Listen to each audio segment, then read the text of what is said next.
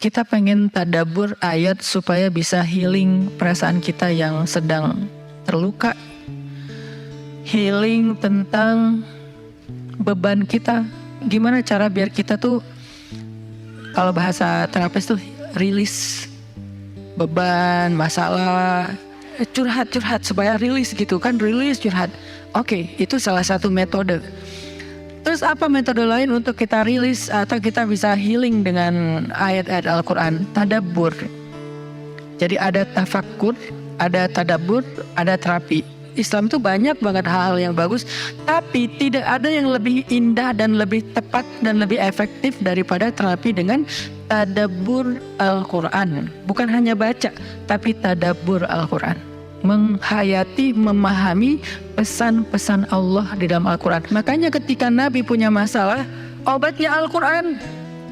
Itulah kenapa di dalam Al-Quran Allah menyebutnya wasyifa'un lima fis sudur. Dia itu obat, penyembuh, bahkan bukan obat. Kalau obat itu dawa, kalau syifa penyembuh. Dawa belum tentu sembuh, bisa sembuh bisa enggak. Tapi kalau syifa ya udah pasti sembuh.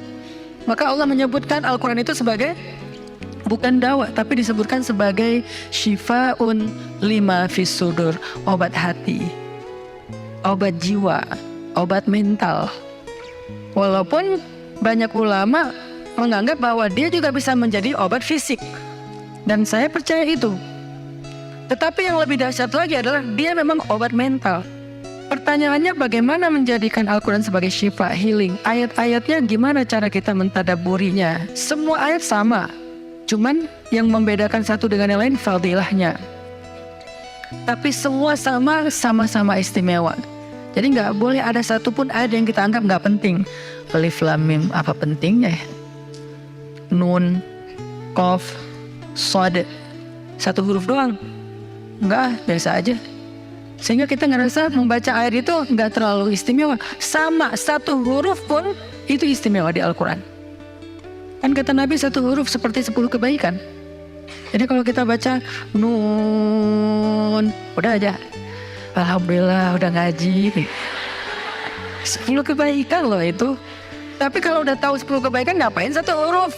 Udah aja wal qalami wa ma yasturun, lanjut dong. Udah tahu tuh 10 kebaikan cuma satu huruf, sayang banget ya kalau ada waktu. Dan ketika membacanya jangan target saya harus cari waktu yang tepat nih buat baca Quran biar khatam 1 juz. Jangan cari waktu yang tepat, susah. Lama-lama sampai malam akhirnya nggak kebaca.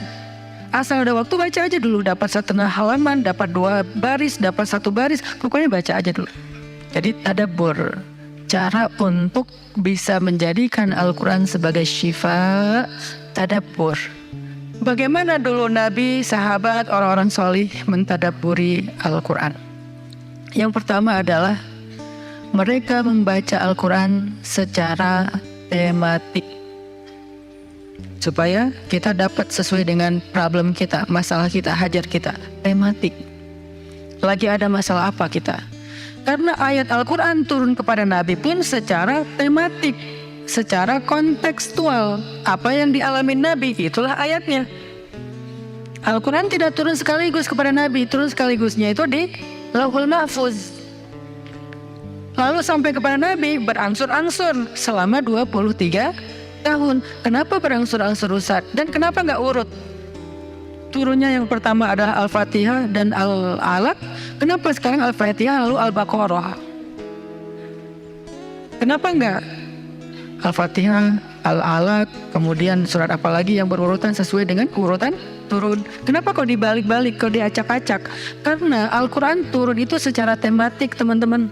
Hikmahnya apa? Hikmahnya karena dia tidak turun untuk sekedar dibaca. Dia turun untuk ditadaburi supaya jadi solusi, petunjuk dalam hidup.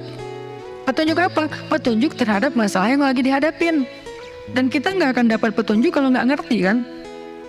Coba baca petunjuk penggunaan obat. Bahasanya bahasa bahasa Thailand misalnya. Banyak kap-kapnya. Susah kan kita?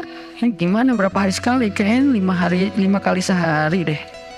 Padahal cuma 2 kali sehari. Nggak bisa dapat petunjuk karena nggak ngerti. Maka supaya kita bisa tadabbur, kita pahami. Nah, memahami apa? Sesuai dengan tema. Kita boleh aja bagus banget malah baca Al-Quran secara berurutan, tapi itu target baca ya, target tilawah, bukan target tadabbur. Tadabbur beda sama tilawah.